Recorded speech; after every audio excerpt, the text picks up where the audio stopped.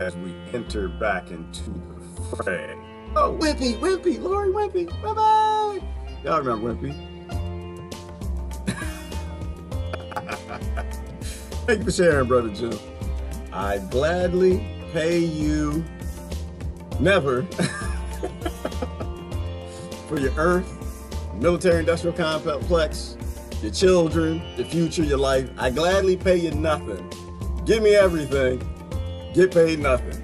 Not even Tuesday, not Wednesday, not Thursday, not Friday. I'm gonna talk about a few things today. I'm gonna talk about TDS. TDS is in the mainstream media. I didn't know that. And QAnon. The board games that take our intellects. The kings and lords come to save us.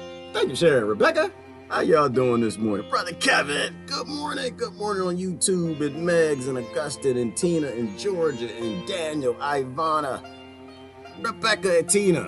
All right. Woo, that's what I'm talking about today. Because we get messed up. Thank you for sharing, Brother Ian.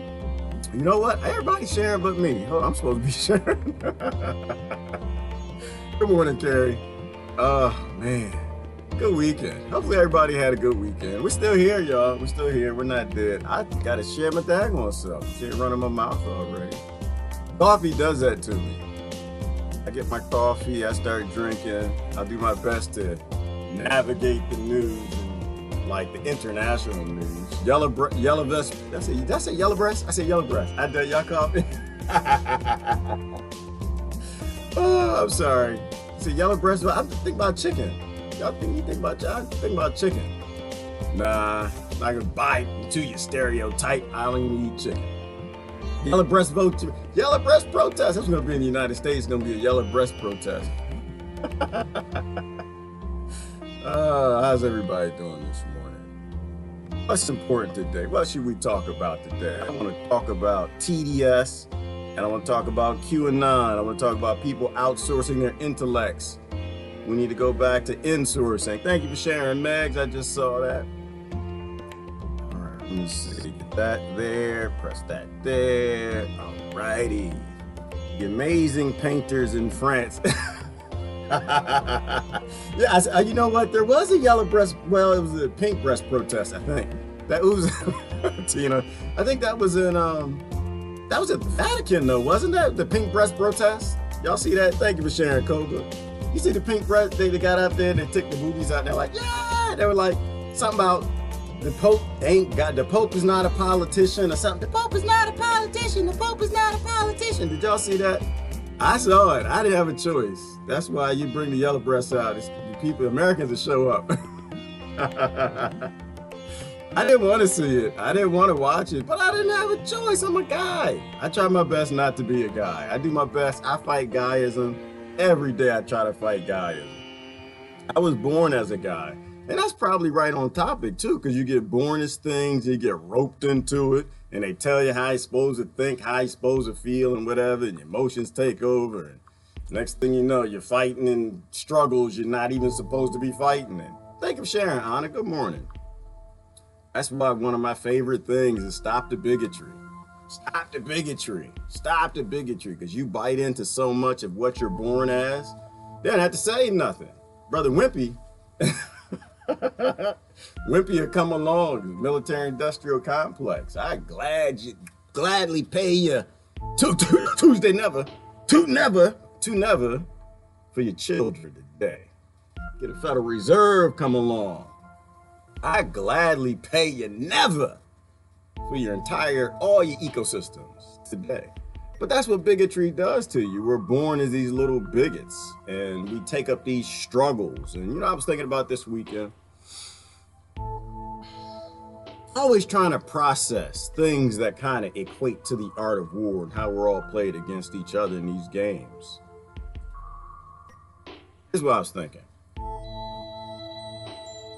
If who you serve, if who you're fighting for, if the king or the lord or the leader in your struggle sends you off to foreign lands, that could be next door. That could be next cube over. It could be next office over. If you were sent to a people, you know what?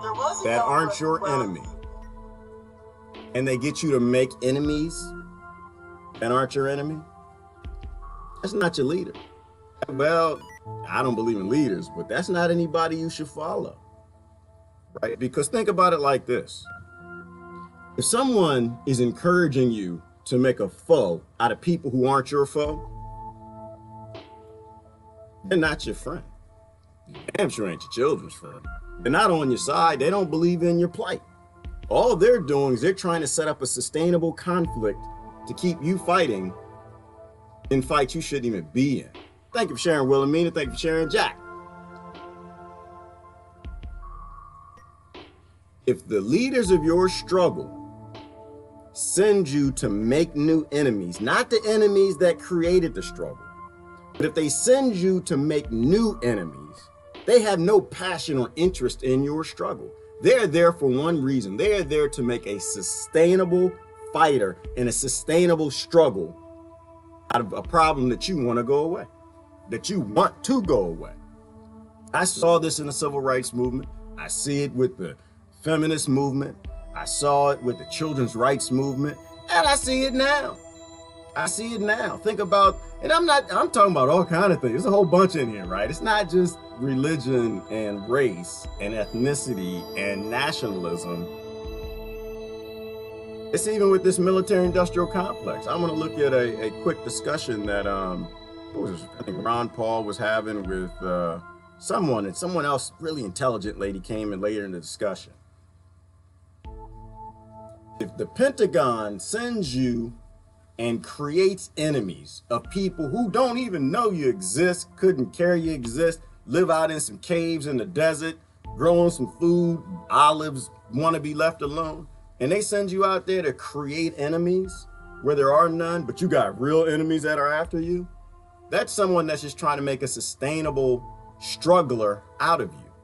Right. I always hit, unfortunately, I got to hit on African Americans. I got to hit on them too, because it's the same thing. Same thing with the white nationalists. Same damn thing. They send you to another community of people who just want to be left alone. They don't want to fight with you. They don't even know you. Probably had time any like you. But you come over there and you start with them. And you blame them for things that people thousands of years ago did and died long ago.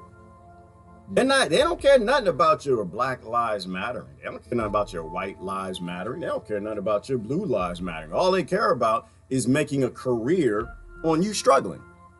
It's a bad idea. It's a bad idea. Never, if you're going to sell your soul, if you're going to sell your children's soul, get something in return.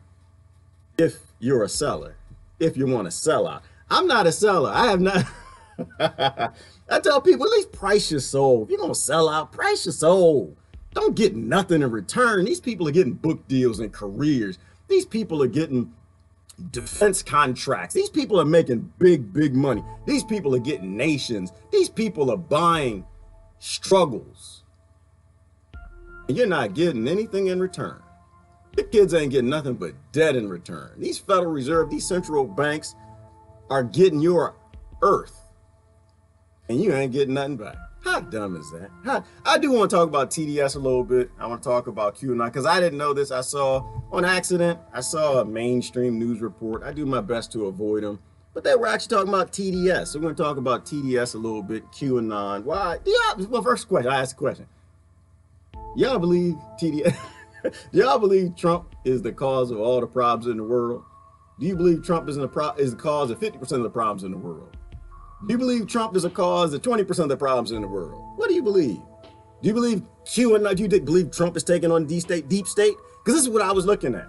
To me, you know, the way my mind works, I see it all as a board game. I see that they're just playing people against themselves.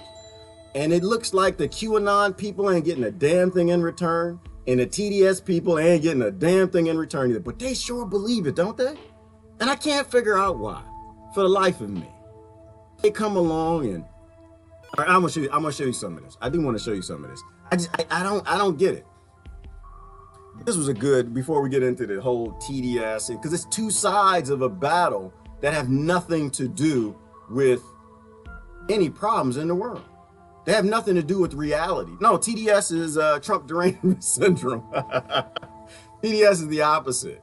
And then QAnon is a Q, like you got two sides, right? You got two fantasy sides. It's like fantasy football. It's like fantasy Earth. This is the problem. The only problem is people die in this. They get statistics. And they get statistics. Because like one side, they hate Trump no matter what he says, whether it's want peace or walls or healthcare or in the prison industrial complex, whatever he says, they're supposed to hate the other side, right? That's TDS, Trump derangement syndrome, because you're deranged and just everything he says, it's got to be the opposite, got to be the truth, right? And they run that way. And in the QAnon, the other side of the battle, right? Whatever he says, but he's got more of a game style, right? It's more of a, they'll put stuff out there and this, that, and say this and post this, what they call it, Q drops or something like that. And they're supposed to connect the puzzle and the pieces. Connect the pieces in the puzzles, and because he's fighting the deep state and there's a billionaires actually coming to save us. Trump is gonna save us. And so I just see two sides of this board game. And they ain't getting nothing in return. They're both fighting. The military industrial complex is thriving. You know, American debt is going through the roof, bombs dropping everywhere, death and destruction, rape and murder, mass incarceration, taking rights away, eviscerating the Constitution, burning up the Bill of Rights. And they just, two of these big groups, just lost in just like nothingness. So I want to look at both of them. They were talking about, is it NBC, MSNBC, or CBS? I forgot which one. Their profits outdid Fox's profits. And like the reason they won't stop is because they now have an audience for Trump hate. Like that's the whole basis of the channel. And someone came out and did Eric, what is his name? He came out and did an expose or a report. I think he worked with, is it MSNBC? I don't know this nonsense. Hold on, let me go back. I think it's MSNBC. Is it MSNBC? They beat Fox News in profits because they built a Trump hate industry. The Trump hate industrial complex. They got a Trump hate industrial complex, and QAnon built his complex, got a QAnon industrial foolish complex. And you know, people, I like puzzles. I don't want it. He don't like puzzles. I do. I like puzzles. I like to play games. I like connect the dots. I do. It's fun. But the reality is when you got like real problems in the world, you're not really supposed to be playing games with human life, right? You're not supposed to be playing games with like the direction and the course of the earth. I think we got bigger problems. Shoot. And but I even messed up. I hope it's not is it CBS? Let me go down here and see if I can find it. I hope it's not CBS. I didn't send CBS some money this weekend. I hope it's not CBS. I had to subscribe. I had to subscribe to, what is that called? CBS All Access. I had to subscribe to that. I'm sorry. I'm a Trekkie. Y'all, I'm a Trekkie. I'm supposed to watch my Trek. All right, let me see. Let me go down here. There was something I thought I found interesting on QAnon. We'll go back to the other thing. Hold on. There was a good article here. There's a good thing on, I want to say it was CBS. How their profit, no, it wasn't CBS. It was MSNBC. How their profits outdid the details in moving, such a okay, right. Well, this is what we'll do. We'll just start at the bottom and we'll just go up. William Larkin. Yes, this is it right here. Here we go. Here we go. This is it right here. Right here. I found it on accident. What's this? It was a good one. It made news when William Arkin, a veteran national security reporter with NBC News and MSNBC, wrote his resignation email last week. He shared it with his colleagues. It was then leaked to other news outlets. Among Arkin's criticisms of his former employer and other mainstream news outlets in the U.S., that by incessantly covering the presidency of Donald Trump, the network is being held hostage by Trump. That in its reflexively anti-Trump coverage, it has become even more pro-military. That NBC and MSNBC are now captives of the security state. Back in his days with the Washington Post, Arkin worked on an investigation called Top Secret America on the rapid growth of the U.S. intelligence industry post 9/11. So his critique of the establishment media is worth listening to. He knows the subject matter. He knows the subject matter. So this is what we talk about, right? We talk about it's a whistleblower apocalypse. That's who this is. He's a whistleblower, right? CIA, FBI, NASA, everybody, from Democrats to Republicans, the GOP, DNC, Seth Rich, Julian Assange, Manning. All of these whistleblowers are coming forward and saying, you don't own your country. They're all coming forward and saying the reality isn't what you think it is. You can go ahead and stop following QAnon. You can stop with your TDS and go get some pills and help for that, because none of this is what it is. This is why I'm saying always listen to the whistleblowers, because the people on the inside who are leaving, those are the people who actually know what's going on, not the people in the media that are constantly lying to. And this is the apocalypse that we're in. We have a whistleblower apocalypse. So he knows. Listen to what he has to say. It's MSNBC. However, American news consumers are tuning into MSNBC and its anti-Trump agenda in record numbers. Armed with those kinds of ratings, what corporate-owned news channel would risk alienating its shareholders by changing tack? Our starting point this week, NBC's headquarters in New York City.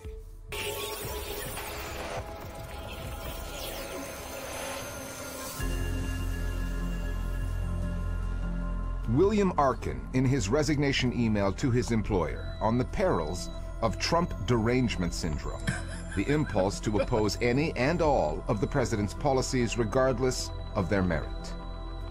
Of course he is an ignorant and incompetent imposter.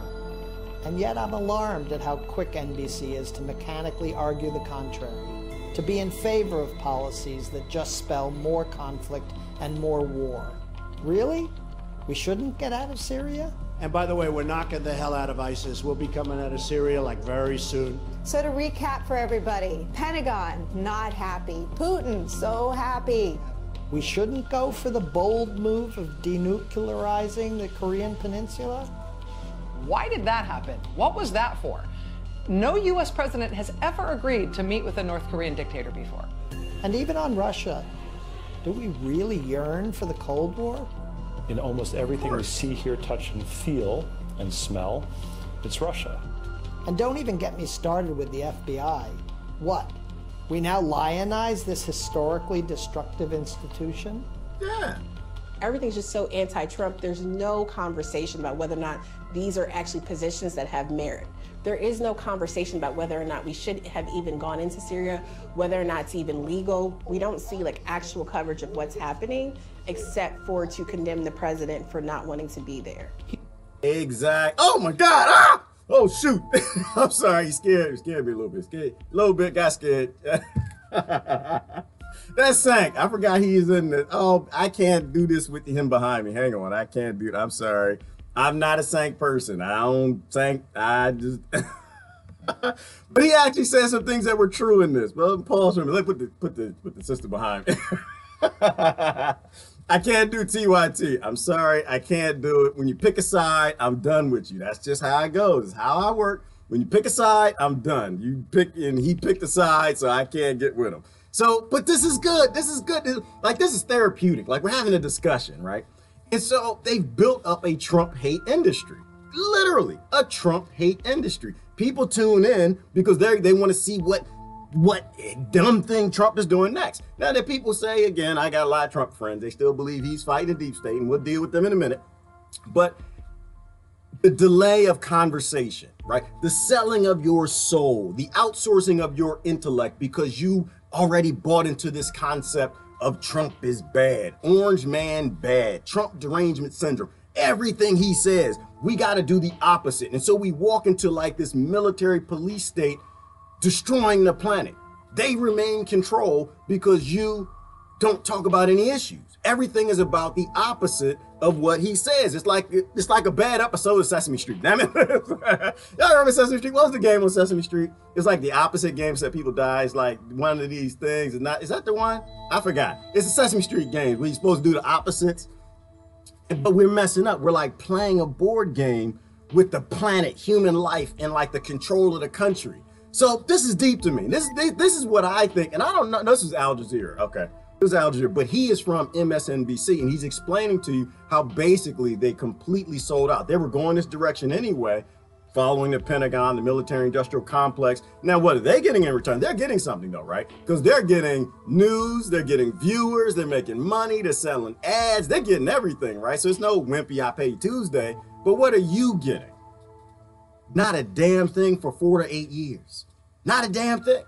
Why? Because they distract you. The thing that the Democrats and the Republic, well, that's the wrong word. I messed up. The thing about the DNC and the GOP, They love war. They're colonizers. They need to murder you and steal their land. And the only way they can murder you and steal your land is if you get the Americans locked up in TDS and QAnon, right? Because they talk about emotional things that, and there might be like a little 2% truth to it, but the reality is it's mostly all bunk. But they make a game out of it. Let's keep going. Let's keep going.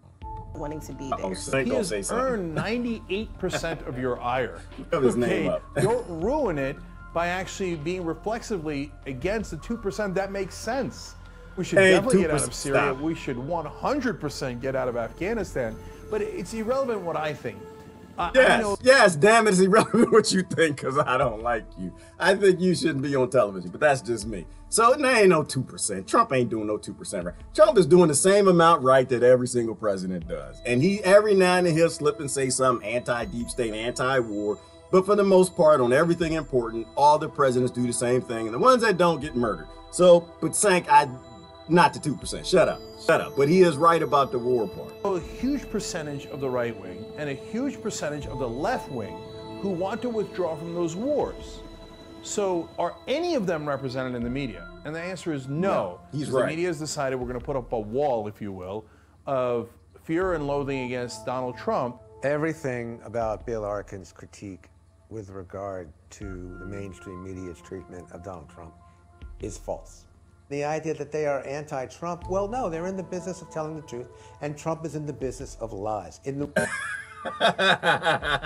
ask you a question real quick, because I got to stop right there. Is Trump in the business of telling lies?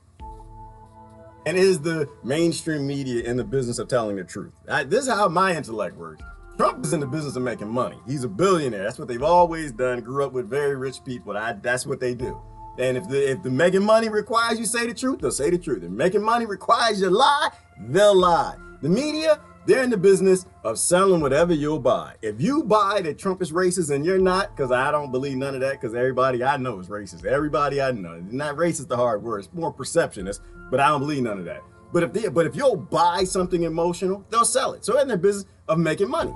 So neither one is in the business of telling the truth or telling lies. They're in the business of making money. That's just how it works. It's not pretty. Like I said, the world isn't pretty. And it's not simple, not that simple, but it makes sense. They want to make money. Billionaires want to make money. Media wants to make money. All right, let's keep going. In the past month alone, according to the Washington Post, he has told an average of 15 lies a day. To be anti-Trump is to be pro-truth.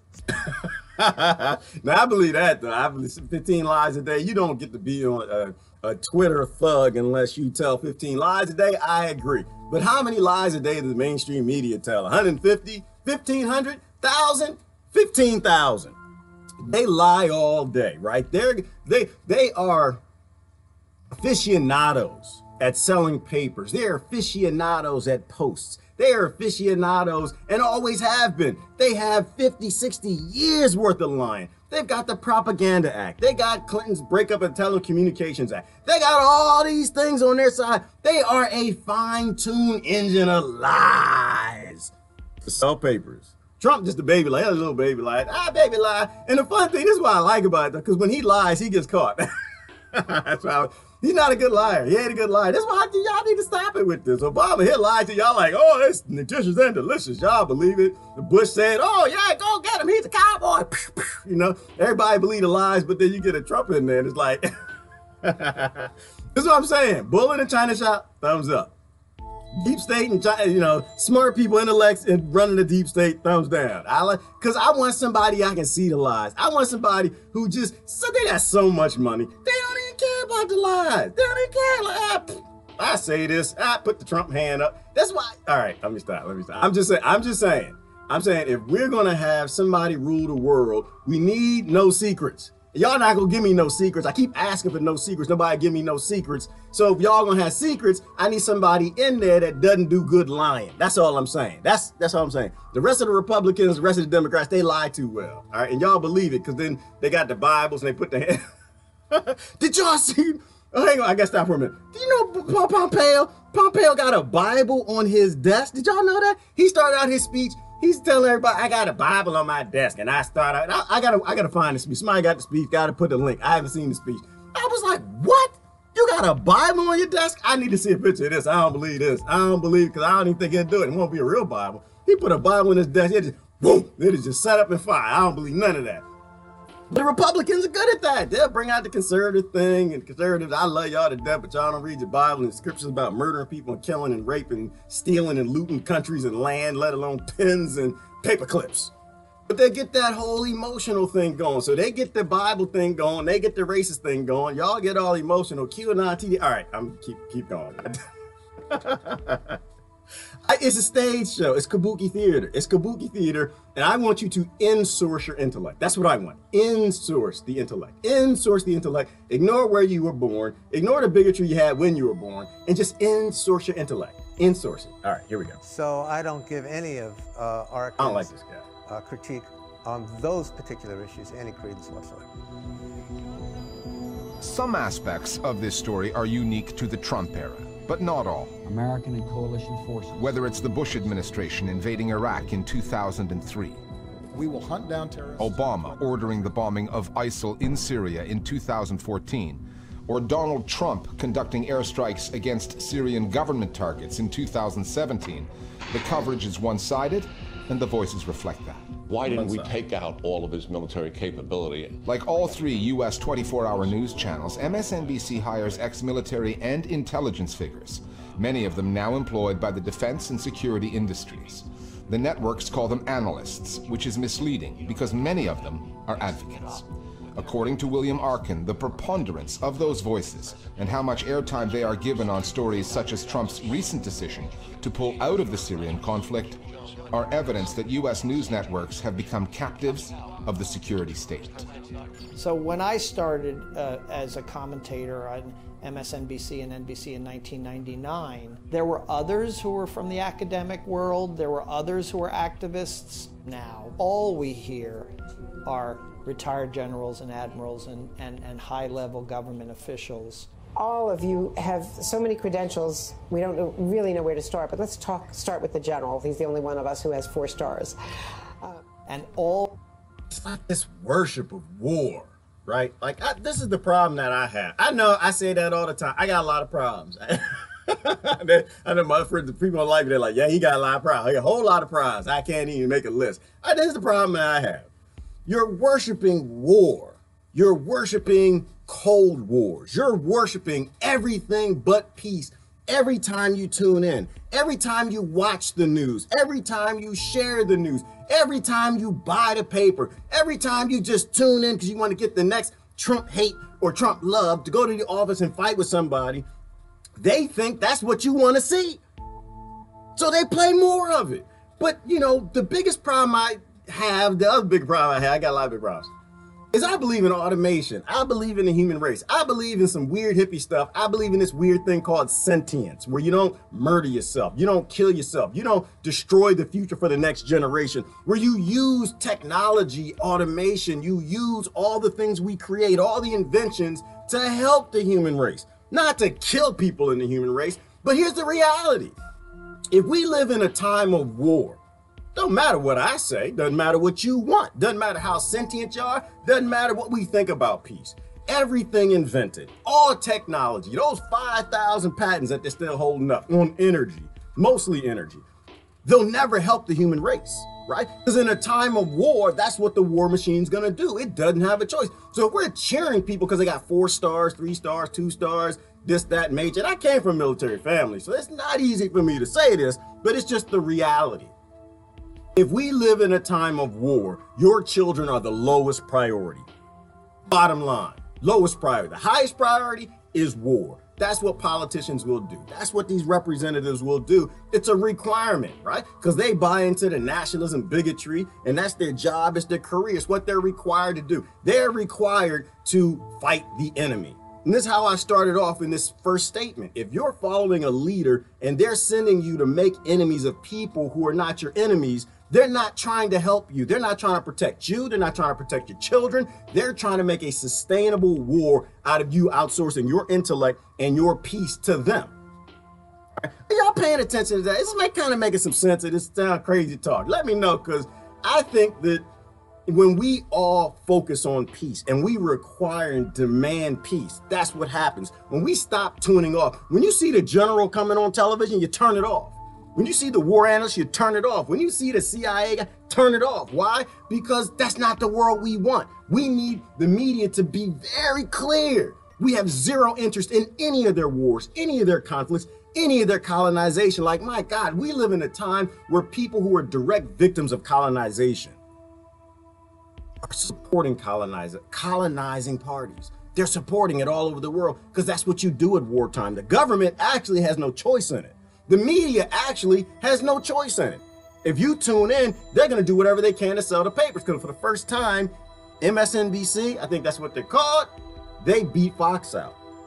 They're not going to stop. All right, let's keep going. All we hear is a kind of partisan analysis of how bad Trump is because he's breaking with past administration policy or whatever. The American public suffers. It's amazing to look at how many former national security state officials are on television. I mean, you'd expect maybe in a totalitarian society to have former intelligence officials being your experts, but we're supposed to be democratic, and I can't think of people less qualified to opine on politics and to represent the interests of average people than those officials who have spent their careers warmongering and running secret programs. Michael, first of all, what more can you I'm gonna stop right there. I ain't showing any more of that. The bottom line here, I'll post the link. You can watch the whole article, the whole interview. But the thing is here is that when you normalize war and you normalize death and destruction and you show the media that that's what you want to see because you hate Trump or you love Trump or you hate Obama, love Obama, whatever it is, that's exactly what they're going to show. And that's exactly what's going to happen. Like, you affect the real world in what you support. That's why most of the people here will tell you, stop watching the TV. Walk away from all of it, because these people aren't qualified to talk about it. They're political analysts. They're trained in warfare. They got that warrior gene going. The 27 warrior genes. They've been in conflict. And of course, they solve problems with war. And it's not a hit on them.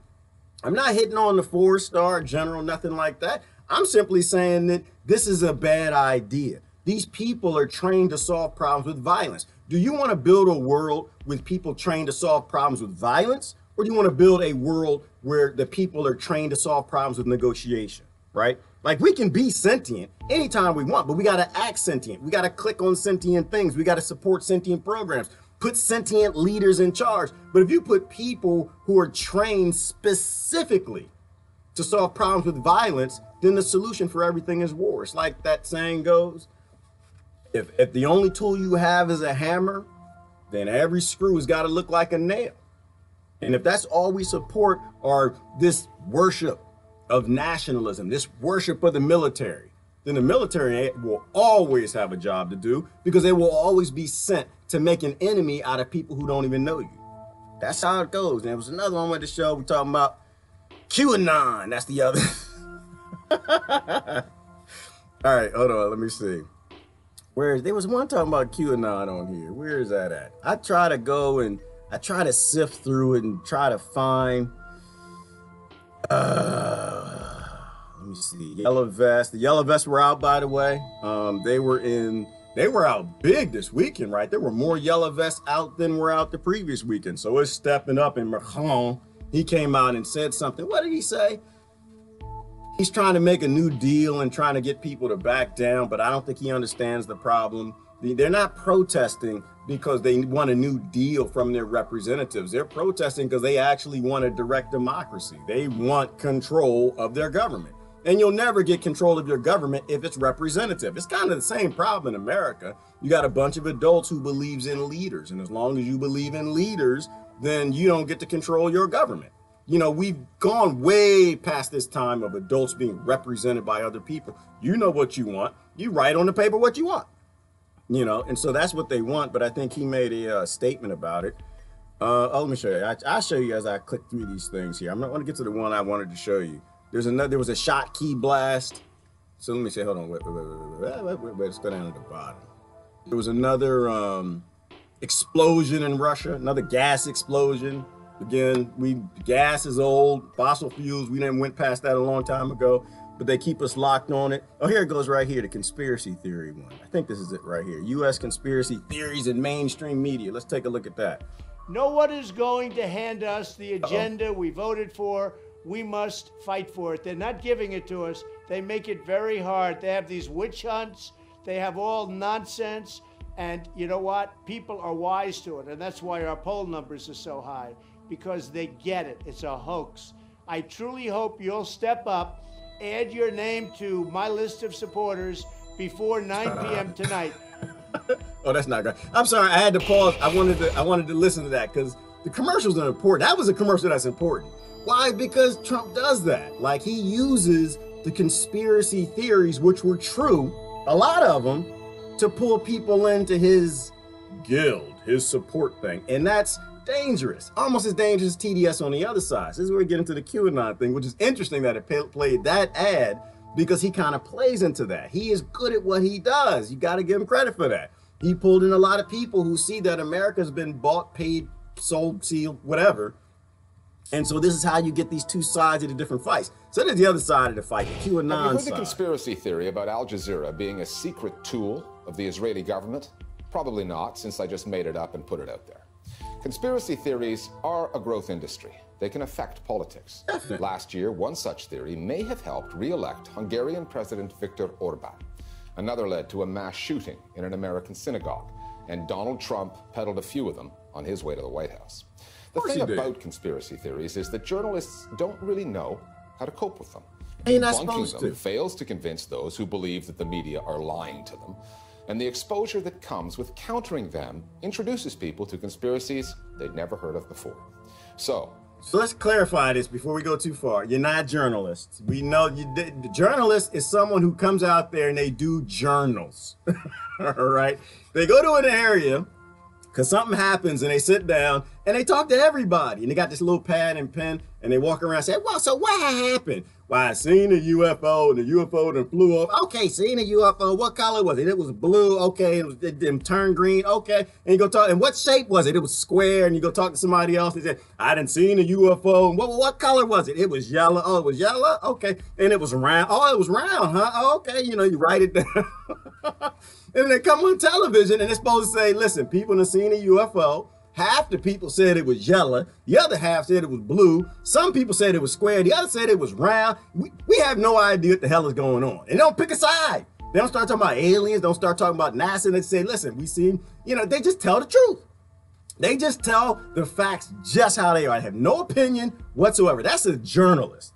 Somebody who comes on and gives commentary like what I do, I am not a journalist. There's nothing, no journal, nothing, nowhere, nothing in none of this. I'm out here to say the media's lying. I'm out here to say the media's always damn lying. They've been lying since I was born. They're going to be lying after I die. They're going to keep lying because we let them lie. We pay for the lies. Every state buys their media and they fake the news. Okay? So they're not journalists at all. So they're not supposed to deal with conspiracy theory. You are supposed to deal with conspiracy. You, not me, you. I'm supposed to deal with the ones I hear, right? This is a basic skill. Again, back to Johnny and the G.I. Joe, right? You go to school, Johnny says, I got the new G.I. Joe. You know, Johnny, dad, you know, dad, wait a minute, your dad got laid off. What you mean you got the new G.I. Joe? I got the new G.I. Joe and I got the aircraft carrier too. Like, wait a minute. That aircraft carrier, y'all remember back G.I. Joe aircraft carrier? It's like $129, man. $129 in the 80, and Johnny dad just got laid off. He ain't buying, you know, $129 aircraft carrier. Fake news. You call fake news, you ask for the proof. Bring the sticker, bring the receipt, bring something to school. My daddy won't let me bring that to school. Well, you're lying, Johnny. Okay. All right. I'm gonna keep going. It's your intellect is supposed to deal with conspiracy theory. And you're supposed to have conspiracy theory. Why? Because you have a feudal government. You always had a feudal government. You will always have a feudal government. All governments will be crony, and a crony setup is just feudalism. It always has been. Your government was just a neat way of saying, we're not going to call it king and queen anymore. We're going to take the colonies and give them a thing called a government, make them think that they got control of the government, but we have representatives in control of everything. And as long as we buy those representatives, then they get no representation. But we need these representatives to be great actors. We need them to start up things like democracy, Democrats and Republicans. We need to have a left and a right. We need to have them create TDS and create QAnon. We need to make dummies of the colonies. That's what we need to do. How do we keep the money coming into the coffers, maintain feudalism, king and queens, keep certain families in control of every damn thing? We got to give them this thing called government. And that's how my mind works. And to me, that's not a conspiracy. That's how I see history playing out. So let's keep going. Are the social media giants doing anything about the problem? Not in ways that would hurt their bottom line. Online architectures, algorithms, help keep conspiracy communities engaged and outraged. Bottom line. Hosts Will Young now on conspiracy theories, the media, and the consequences they can have in the real world.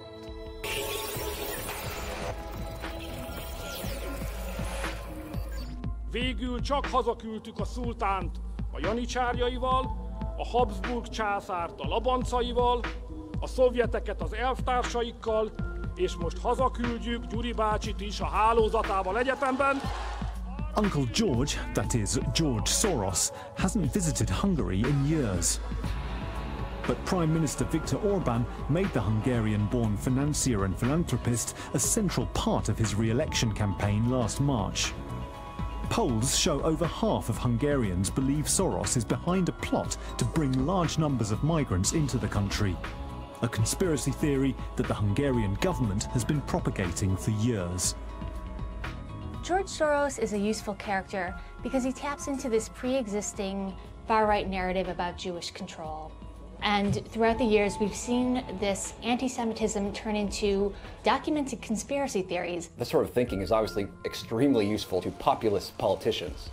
I'm gonna pause for a minute. Let's be clear on who George Soros is, right? Let's just be clear on this.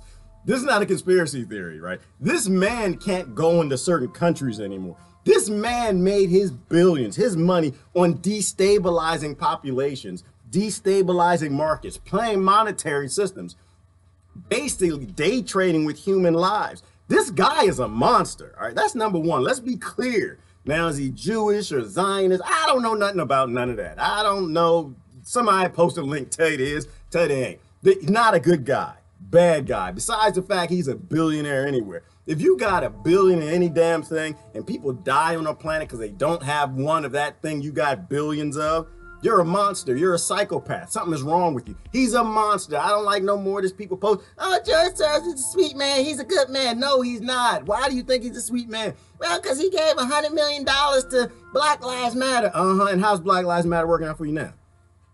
Right. Exactly. Money breaks everything. Money makes industries, and it encourages people to sell things out. And that's why, like I said before, you got Black Lives Matter, and therefore the prison industrial complex. Why? Because Trump said this on this side, so they got to go on that side. They got the money. It's an industry now. So now you buy them in. How do you break people? You give them money.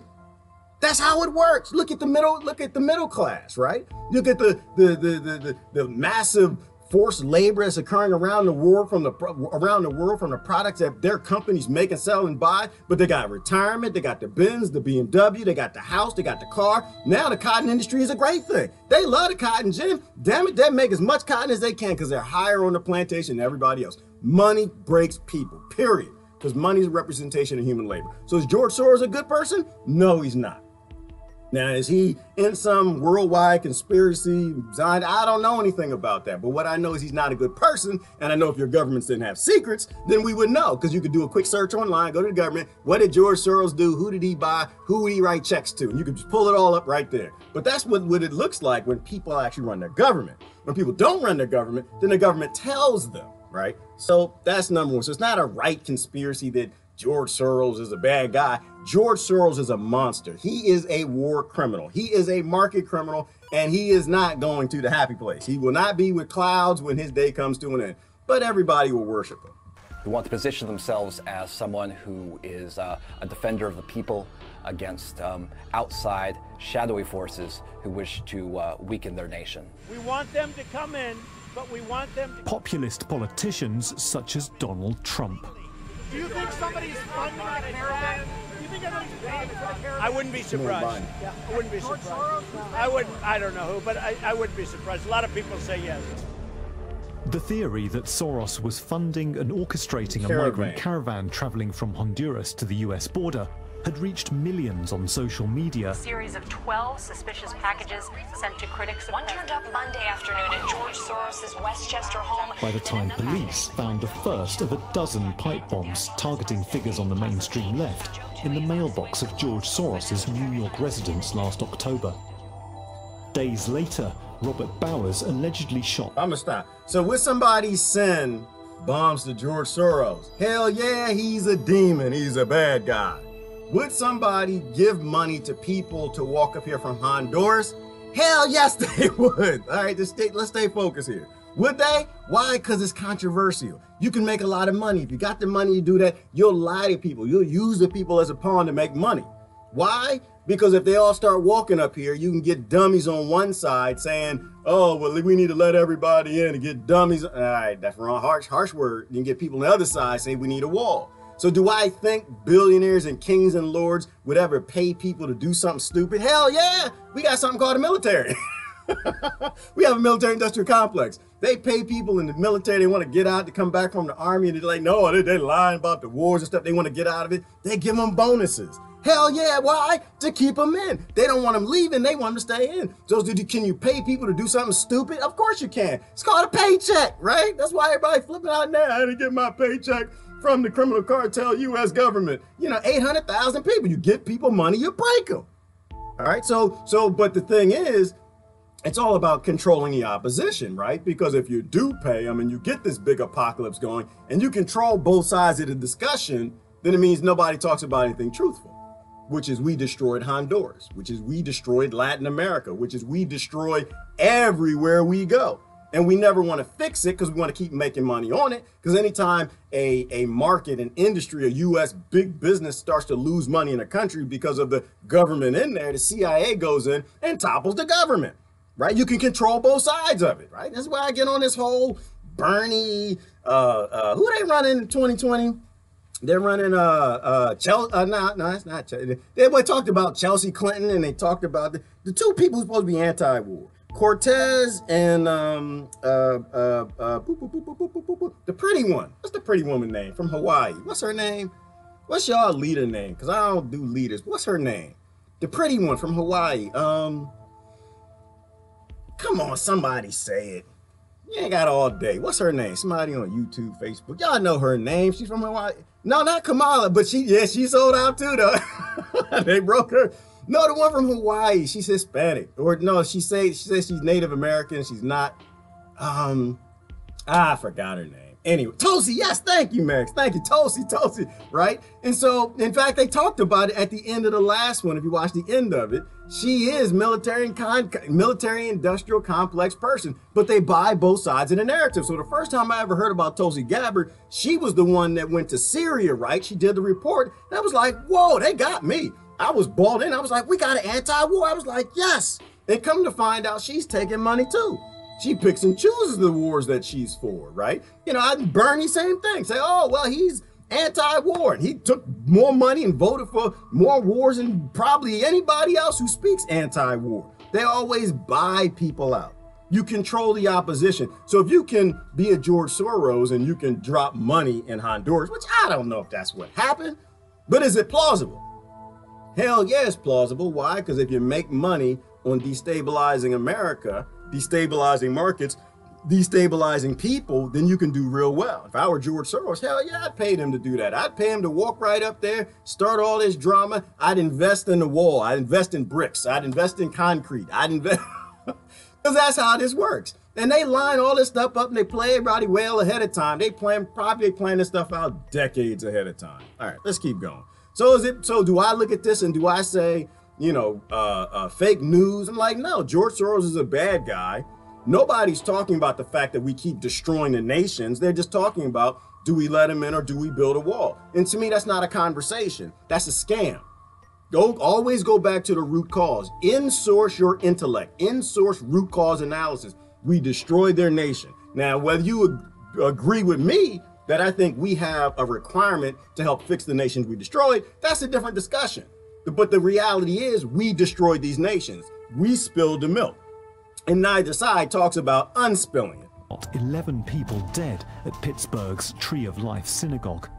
He had shared several posts about the migrant caravan on Facebook and had also commented on the United States' Jewish infestation. The conspiracy theory tying Soros to the caravan started in some private Facebook groups and in other chat forums.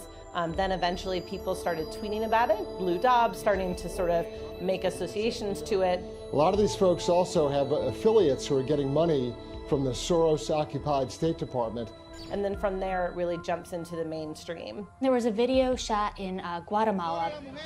We don't really know what it shows. It's someone distributing some kind of paper, maybe tickets, maybe money at a money change. But this video was seized as evidence that some larger group was funding and, in fact, directing the caravan. Now, this is completely baseless conspiracy theory, but it became so popular that even a congressman that was promoting it. Of course, one of the exciting It's what the kings have always done. It's what they'll always do. Was that money being handed out or tickets? Who knows? It could have been for, who's that? Obama, what's his name? Ricky Martin? Could have been for a Ricky Martin concert. I think he's still alive. Could have been for that. But the point is that we don't have a media.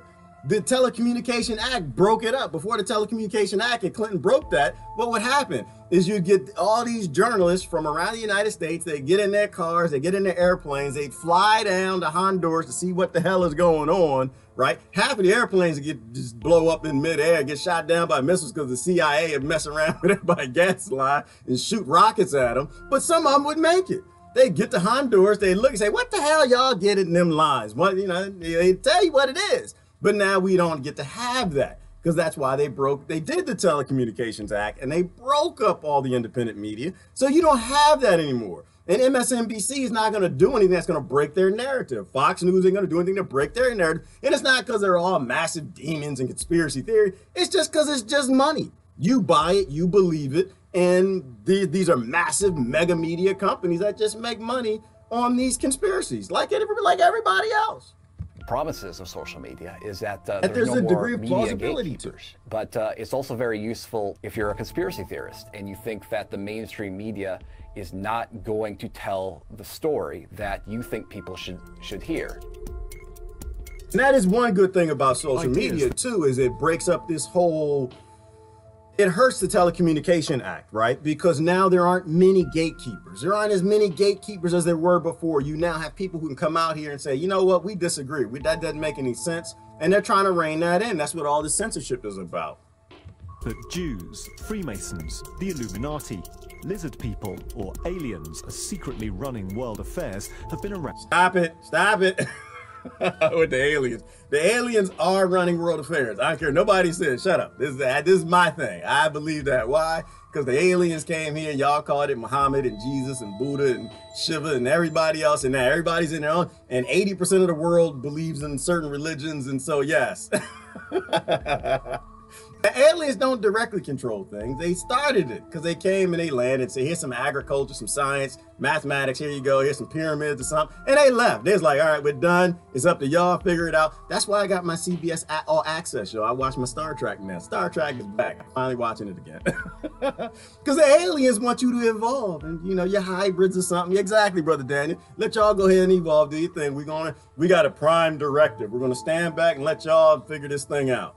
And so, yeah, aliens do control everything, but not directly, because then man became God. And man wrote his own Bibles and altered the scriptures and played around with your intellects and everything. So they control all of it, and they use religion to drive you. Around for centuries. But what's novel about conspiracy theories today is how they grow, evolve, and spread online. Take the breakout hit of conspiracy theorizing in Trump's America, QAnon. A conspiracy cocktail of political intrigue, gamification, real-time news analysis, and crowdsourcing. Q is thought by those who believe the theory to be a government insider, working close to Donald Trump and his allies to bring down the deep state, leaving clues on anonymous message forums for believers to interpret. What's interesting about QAnon and sort of general modern conspiracy theorizing is that it's not a passive experience for a lot of people who believe it. Q will release a puzzle or a cryptic message in a Q drop, and then people in the QAnon community will spend a lot of time and energy and effort in an attempt to decode it. And it's very gamified. It's very fun. But the problem is that they don't actually really think it's a game. They think that they're actually genuinely uncovering some sort of secret from deep inside the government. Key to the growth of these series is them not just living on places like 4chan or Reddit, but them making the leap to these more widely used social media platforms. We've got news on Flynn and a lot of other things to talk about. Believers create these sort of quasi-news reports on YouTube to respond in nearly real time to events, to say, okay, this has happened in the news today. Again, all these coincidences, all these timing, it's all political. Here's how this also fits into the QAnon theory, into the sort of larger conspiracy that it explains. If you watch a conspiracy video, it recommends another conspiracy video. And those conspiracy videos are often telling you, don't listen to the mainstream news, stay on YouTube and watch more YouTube videos where people... I'm gonna stop. I'll let you watch the rest of it. We're running out of time. But here's the whole point, right? Brother Gunn got his popcorn. Is they make a puzzle out of it. And it's no different, to me, it's no different than TDS. It's no different. Because they make it this puzzle, you want to tune in and try to figure out the puzzle and put the dots and connect the dots and put these pieces here and that pieces there. And the other side, they tune in because they want to get the latest on the Trump hate, you know, and it's just like we're destroying the entire planet on adults playing games. On a promise of nothing. Not a hamburger, not payment on Tuesday for a hamburger, but on absolutely nothing. You get nothing. At least you're a politician. They get good retirements. They get military industrial complex money. They get street credit. They get on TV. They get to write books. Your leaders, they get a lot out of it. What your children get is a bill. And that's assuming they even get the bill. They might just get a casket. Because we're destabilizing our planet. We're destroying everything. For adult games and puzzles. There actually was one more thing I wanted to show. I'm running low on time, big time low on time. Where Master at? See, I got to, I got to go pick some cotton. Hold on. One other thing, because Brother Paul had a great interview. We live. I love when people don't pick sides. That's what I love. What's the difference? Because let me clarify something too, because people can come on here and they can say, well, what's the difference in what you're doing and what they're doing? My difference is, one, I laugh at everything. You ain't gonna get nothing serious out of me. I think we're crazy. I think we're all gonna die. I think the world is falling apart. But also the other difference is you don't have a pod mindset with the folks around here. You've got Trump hardcore right, redneck, whatever you want to call them, survivalists. You got white nationalists. I got a KKK friend. He did, for some reason, he sends me blues. He sends me blues stuff. My little KKK friend. He sends me little blues things, people playing music and stuff. And then I got my black nationalists. I got my fight the power Afro wearing, you know, and I've got my deep left. And then there's all type of other people. And why I like to keep them around. And I try not to offend people too much. I got my QAnon people. I got my my TDS people. I try to keep them all around best I can. Try not to offend people. Because the good thing is when they see something that's not true and they actually have factual data, they can put the factual information out there, right? Then 80% of what they say might be out to lunch. But that's the difference, right? You act like a hive mind. That's the difference in what I try to do. And the other difference is I probably got about 1,000 friends or something, 5,000, something like that. You don't get to have 1 million friends. If you got 1 million friends, then you're probably lying. You're on TDS or you're on TDS or QAnon, right? Because that's where the money is. That's where the viewership is. People want to hear what makes them feel good. They want to hear what's convenient to the decisions they've made. They want to feel good about the positions they've took. They want to go to the office and not say what makes sense, but they want to fight the other guy because they voted this way, or fight the other girl because she voted that way. That's what they want because Hollywood sells that to them. That's not what we do here, right? I expect viewership to stay low because I'm not interested in selling out to either side. It's stupid. It's stupid. You know, I think we need to start a movement based in what's true. Anyway, let me get going. Let me go. Rick Sanchez. This is why I like Rick Sanchez. I'm starting to like this brother more and more. You know, I just started watching this stuff. United States that are more powerful than Congress, more powerful than the President of the United States, more powerful than... Are there forces in the United States that are more powerful than Congress, more powerful than the President of the United States, more powerful than the President and the Congress combined? Is there a deep state? And are those forces the ones that are really in control of our military and our foreign policy? These questions aren't new. But this week, as we learned that both Mike Pompeo and John Bolton are essentially ignoring the President of the United States, if not actually bigfooting him on Iraq and on Afghanistan, it kind of got us to wonder around here. Got us to wonder, is there a secret controlling government that has nothing to do with the government that we actually elect?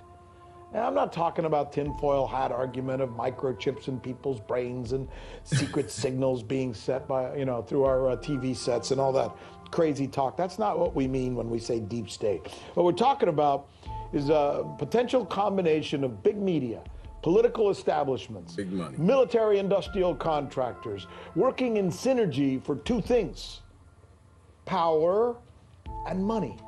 Is greed a conspiracy theory? It's that simple. By the way, no, never who's going to buck these guys? This giant, multi-billion-dollar forces. Who's going to buck them? Who's going to stand up to them? Donald Trump? Apparently not. No, maybe Ron Paul? Nope. We asked him. Here's what he had to say. Only adults can. There's a lot of people who are going to listen to our conversation, and I know what they're thinking. They're thinking, it doesn't matter whether it's Donald Trump or Barack Obama or Mickey Mouse in the White House. There's just things that are done in this country that happen despite who's sitting in the Oval Office. And one of them are these foreign affairs decisions that always tend to be pro-war.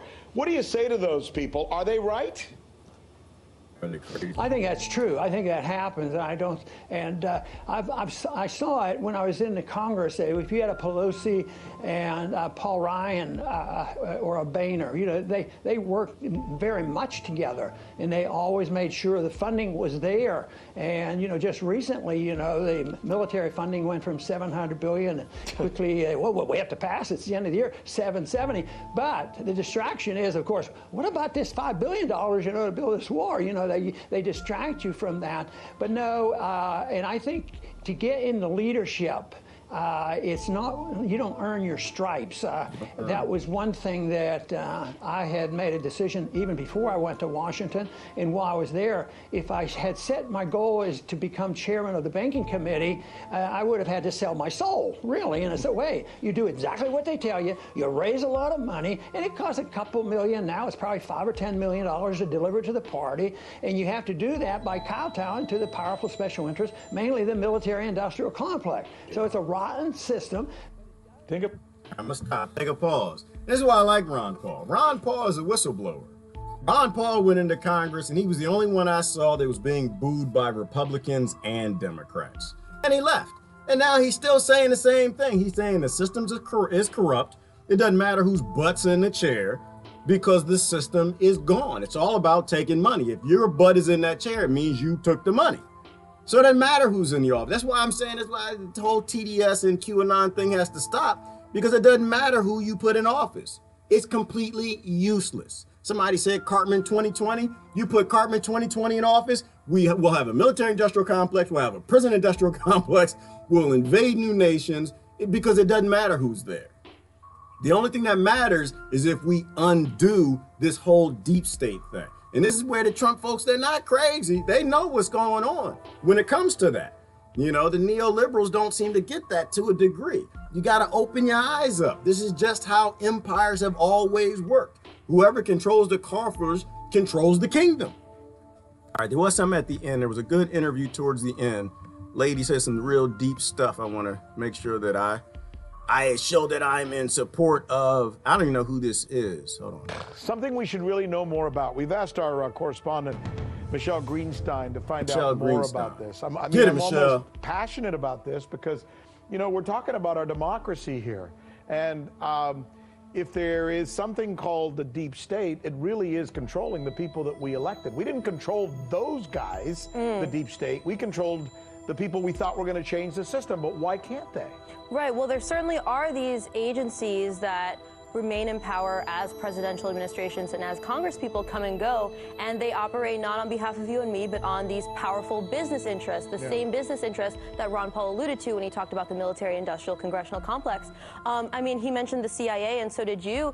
These business interests really dominate our intelligence agencies. The CIA operations really have an MO. Whenever American business interests are threatened anywhere in the world, the CIA will jump in and undermine that government, whether it's elected or not, and mobilize the opposition to it by any means necessary. So we have everything from rigging elections and intimidation to death squads and assassination. And this isn't for the American interest. This is not a democratic situation. This is not on behalf of you and me. This is for these business interests that the CIA is there to protect. And this is, again, not really a top-down, wild, giant conspiracy. There are no Illuminati meetings in the dead of night. Right. This is really just the natural progression of a state where businesses are allowed to become so powerful that it makes sense for them financially to use a tool like the CIA to their advantage. They can afford to use these elected and non-elected government bodies. And it just kept getting bigger and bigger and bigger, and it does seem like it's uncontrollable. And now it's not affected. This is not a Democrat thing. This is not a Republican thing. Oh, it's a huge it's the whole yeah, shebang. I mean, think about the Congressional Armed Services Committee. These are the people that decide how much money we're going to spend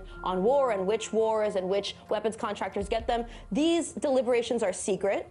So it's not representative of you and me. And the senior members of the committee all take about $700,000 from these weapons industry corporations. Let's talk about them for a second. Okay, some of the biggest ones, Lockheed Martin, 87% of their annual revenue, or rather of their net sales from 2017 came straight from the U.S. government. Wow. And that's including foreign military sales. So they have a hand in what our foreign policy is. Of course they do. For Raytheon, that number is 80%. For Northrop Grumman, that number is 85%. And these are like trillion-dollar companies. Exactly. And when you depend on a single customer for such a significant portion of your business, and you have such a vested material interest in keeping the U.S. government at war, of course, it's a simple business decision for them to spend some money making sure the U.S. government stays at war. And that's what you alluded to when you spoke of Bolton and Pompeo kind of backtracking on Trump. Yeah, and they come from that world. There's one thing we have to say, because it really should come. I'll let you watch the rest. I'm running out of time.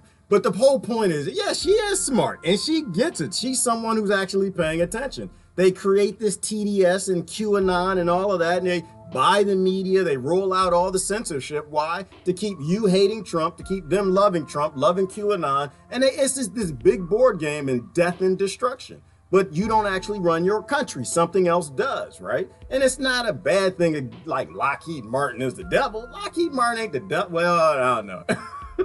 They might be, you know, but that's their number one customer.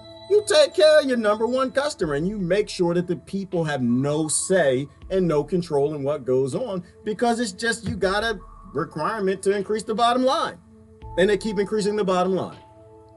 That's why it always comes back to us. Always comes back to us. All right, let me shut that down.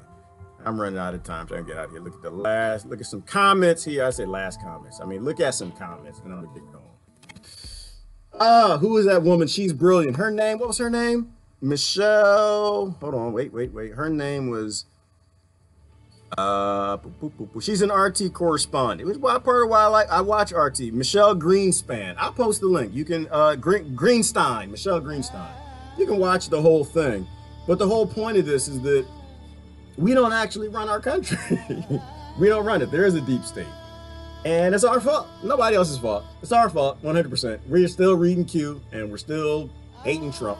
As long as those things are going, you have no say, and you don't get anything in return. You get your little conspiracy thing. You get your little credits in the office, but we destroyed the planet for the next generation.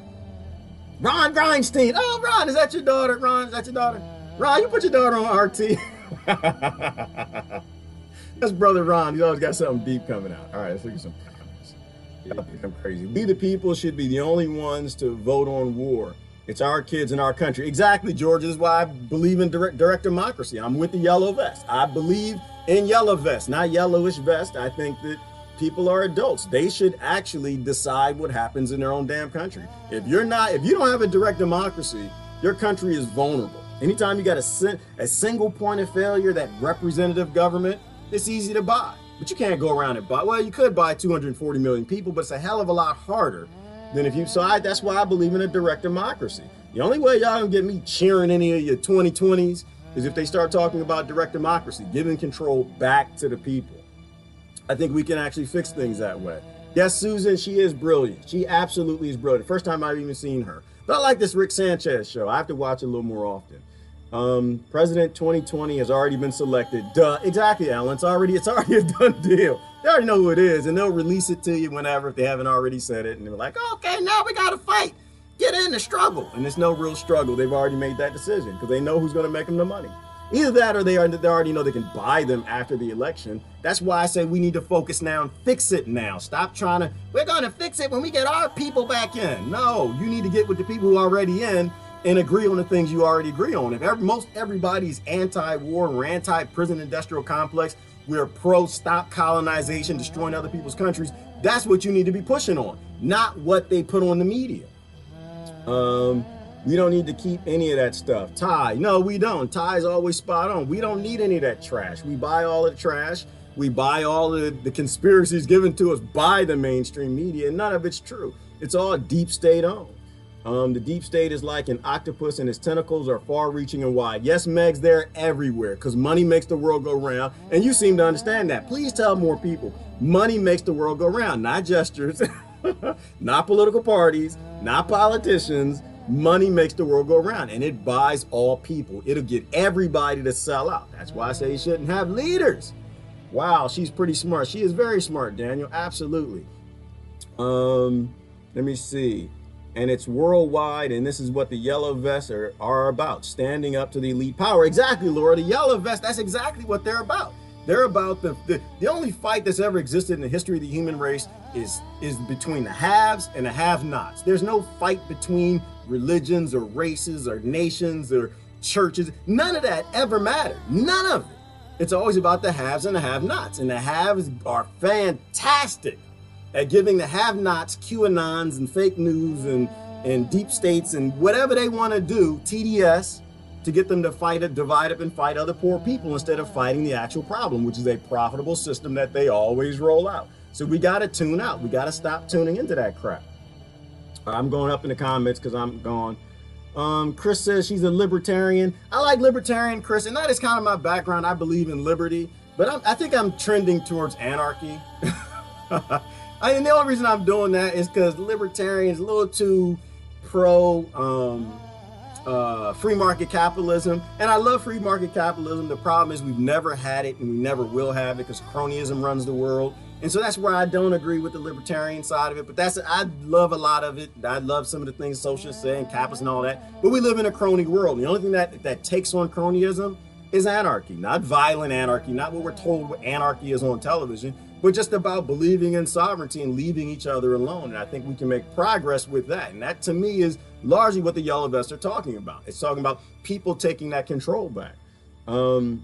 We've always loved Ron Paul. Yeah, Ron said very few things I disagree with, Carrie. But I'm not an identity person, so I don't like, oh, everything Ron says is gonna be right. Nope, I watch everything Ron says. I watch everything Rand says. I watch everything Trump says. I watch everything Obama says. And I speak about things that are truthful and I ignore what source they come from because that's what we need to do. That's what adults do.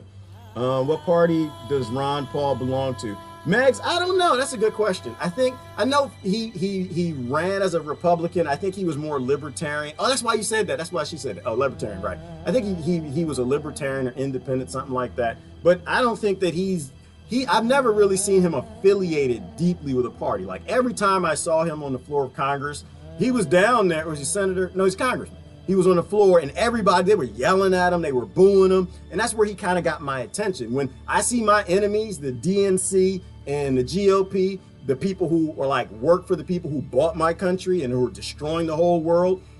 When I see them booing somebody, I tune in. And that's what got me to tune into Ron Paul for a little bit. But I don't think, he ran for president once. He's not going to do it again. I'm glad he didn't run because presidents apparently don't control as much as we think they do. Let me down there. What y'all saying? All right, I had to go up and read some comments higher up. Where y'all on YouTube? What y'all talking about? You're late again. Stop being late. Hey, Linda, how you doing? Yes, it was Tulsi. Y'all got that. Thanks. Hey, what's going on, Augustine? Hey, hon. TDS bill passed the House on Friday. Did it, Alan? Stop. So now we can't talk about Israel. Or we can't, no, we can't, you can't protest. See, and this is what I'm saying. This is a great point. I'm glad you just posted that, because that's a great example. It does not matter one bit who's in office, right? You as an American, you have no rights. You have no Bill of Rights. You have no Constitution. You have no right to protest anything because they say so. They took the money and they say that that's no longer your right. It's not your birthright. That's what I'm saying. It's always haves and have-nots, and you got a bunch of people who work for them. The wall's a diversion, in case you don't know. Yes, it was, Ellen. The wall's a diversion, and let them all in as a diversion. All of that's a diversion from we need to destroy the countries, and we need to keep profitably destroying the countries so they buy both sides of the argument.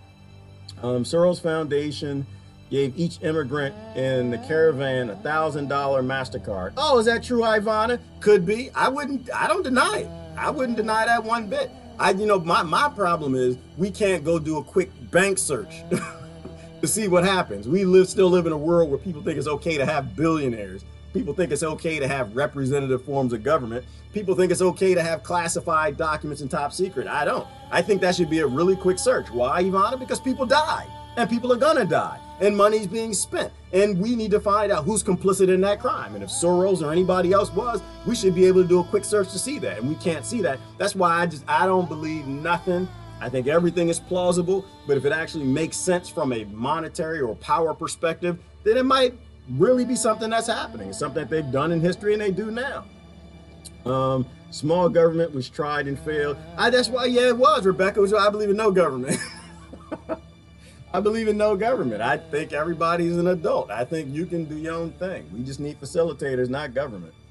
Our more progressive party right now doesn't even have a leader who admits 911 was an inside job. Sad. It's not sad, man. That's just how it is, right? They all work for the same people. They work for the people who did 9/11. They work for this big neoliberal corporate rule domination deep state complex. They take the money and they can't talk about it. And so they don't. So meanwhile, one of the biggest colluded murders that ever happened on U.S. soil has completely been erased, right? All these people died, 3,000 people then and 5 million people since, and no one wants to investigate who did all of that, right? You know, in fact, if anything, the president's hiding. They still got it all classified and locked up. And to me, that says treason like you wouldn't believe. And the reason why is because they're not really progressive. They don't want anything to progress. What they want is they want things to stay the same. You know, my inner conservative fights my inner progressive. I think there are things we should be conservative on and things we should be progressive on. And like taking away deep state secrets, taking away all this ability to do false flags and kill our own citizens, they don't want to change that. They believe in you dying. They believe in me dying too. Both sides. There are no saviors. There are no saviors, Lori. There are no heroes. It's just us. Yeah, while you're screaming about the wall, BDS passed in the House. That's exactly how it works. That's exactly how it goes. They get people fighting here and there, and in the background, they always sell out your kids. You know, and so now while you got Americans starving and dying on the streets, you know, you can no longer protest the whole sending $39 billion a year to Israel? 39 million, I don't know what it is. Doesn't matter. It shouldn't be 39 cents. Israel shouldn't get a dime. They got swimming pools. Why in the hell do we need to send them money? We got Americans, kids that don't even have clean drinking water. Why in the hell would we be sending money overseas? It's insanity. Yellow vests show up and show up against tyranny, right? And that's the fight, Carrie. The fight is against not alien Jesus. Stop it, brother Cal. That's the fight. The fight is against tyranny and control. Government will always be corrupt. It always will, Lori, because we live in a crony world. And we need adults big enough to pull their pants up and say, you know what, we're kind of done with this representative thing. We can do it on our own. Maybe we should join the teacher strike and bring lots of yellow vests. Everybody should be buying a yellow vest. Everybody should start knitting. It's time to start knitting. Get the knitting. It's coming. All the parties are corrupt. Green, red, blue, yellow, purple, lib. Yep. And Lori, all of them. Because that's how crony world works. It's not about party colors, it's not about people colors, not about religion, not about nationalism. It's about control and domination. Where I'm from, heroes are sandwich. As we all can be a sandwich maker. Yeah, hero, yeah, well, you know, I eat vegetarian hero sandwiches now. It seems the way to me. I thought he ran for president at the same time as McCain and ran against Obama. Yes, Megs, that's what he did. He did run. And I voted for him. I voted for him, and I'm proud to say I voted for him. I voted for him because I think he was the first thing from the system, but it didn't really matter. None of it matters. Even if he won, it wouldn't matter. They control the offices, right? And so now I'm proud to say that I'm done voting. Done with it. I'm done with all of it. I'm done with the system. I'm done with the death. I'm done with the murder. I'm done with the lies. I'm done with their conspiracies from the top. I'm done with being played. I'm done with being represented, and I don't believe none of it no more. Why exactly? Helen's talking about dual citizenship. They have a dual citizenship, Helen, and that's the whole point. If you have if you serve in the U.S. government and you have a dual citizenship, that's just like them coming out just saying, you know what? I'm a traitor, and I'm happy to be a traitor, and there's nothing you can do about it. And it was like half of the Congress, a little more than that, half of the Senate, they have dual citizenship with Israel. Like they're not even lying to you. This is why I say the right's not crazy when they say that, And I think you go a little far with saying it's all Zionism and it's all Jews. It's not that. It's not anti-Semitic. It's just the fact that all groups get co-opted, and the powerful people at the top of those groups will be some killing, murdery bastards, and that's what they are. They bought the U.S. government, and they've got all these politicians who are like jumping on board to get dual citizenship, and that's their way of saying we don't work for you. And I think we should be standing up and saying, no, you're supposed to work for us. But they hate Trump, and the other side believes Q, and this is why we're locked in this mess. Free speech has been usurped. It totally has, Alan. Why no focus on the growing epidemic of homelessness, our refugees? Because, Christine, people are emotional, right? People are emotional. They're upset. They're yelling, they're screaming, they're scared. And as long as you got people like in that zone, they're not going to tune into anything else. Like, there's no way. Like, if there were any TDS or QAnon people, they're probably gone now. The only people left is kind of sort of questioning, and the people who don't believe it at all. But the people who believe in this stuff, they actually put their hope in QAnon and TDS. They put their whole construct is based on believing those things. Even the Green Party won't admit it. No, they won't, Megs, and I don't think they can. I think we are so far down this rabbit hole that they have so much power, there's nothing we can do about it. Nothing they can do about it. Nothing the political parties can do about it. Only people can, and it's just them actually strapping on a yellow vest, intellect, and just saying, I've had it. I've had it. When you're ready to strap up and just say, you know what, I've had it. Not Brother John, Sean strap up. Not a revolution, not in that way. But when you're ready to strap up the yellow vest and just say, you know what, I'm tired of fighting for the haves. I'm going to start fighting for the have-nots. And that actually means you got to leave your Republican Party. You need to leave your Democrat Party. You need to leave your Green Party. And you need to stand up for the human race. You need to stop picking and choosing who you're going to sell out. You need to stop believing the lie that they're going to give you a burger today and pay you on Tuesday. You're not getting nothing. They've destroyed 98% of the value of the U.S. dollar, and it ain't coming back. And that's why they actually own the U.S. military. They bought it, lock, stock, and barrel. You just got dinged. I got dinged, Daniel? I don't know what that means. What that means? Let me see. Prepared and ready. Well, that's what it's about. You got to be prepared and ready. You got to stand up for each other and stop standing up for the people who run everything. Zionists do not hate Trump. It's a dog and pony show. Wake up, folks. Do the Zionists hate Trump? You know what, Deborah? I think when you're at like certain levels, like I can't speak for all Zionists, but I know the top of them are psychopaths. Like the top of the Christian group, psychopaths. Top of the African-American groups, psychopaths. The top of the white nationalists, psychopaths. The top of Russia, psychopaths. The top of America, psychopaths. The ones who run the PACs in Congress, psychopaths. The ones who run the top of the Senate, psychopaths. The ones who run France, psychopaths. The top of all of them are psychopathic. And the only way that you know this, you look around the world and say, yep, psychopath activity, psychopath activity, psychopath activity. All right, I get it. I get it now. Everybody's being played against each other, and they're making an industry. They're making careers off of everybody getting to fight each other. That's why I don't think we should work. Anyway, I hate it going. Listen, love y'all to death. This is Gerard, gotta go. Y'all enjoy your Slavery Monday. Happy Monday, everybody. Get to picking that cotton. Gotta get out of here. All right.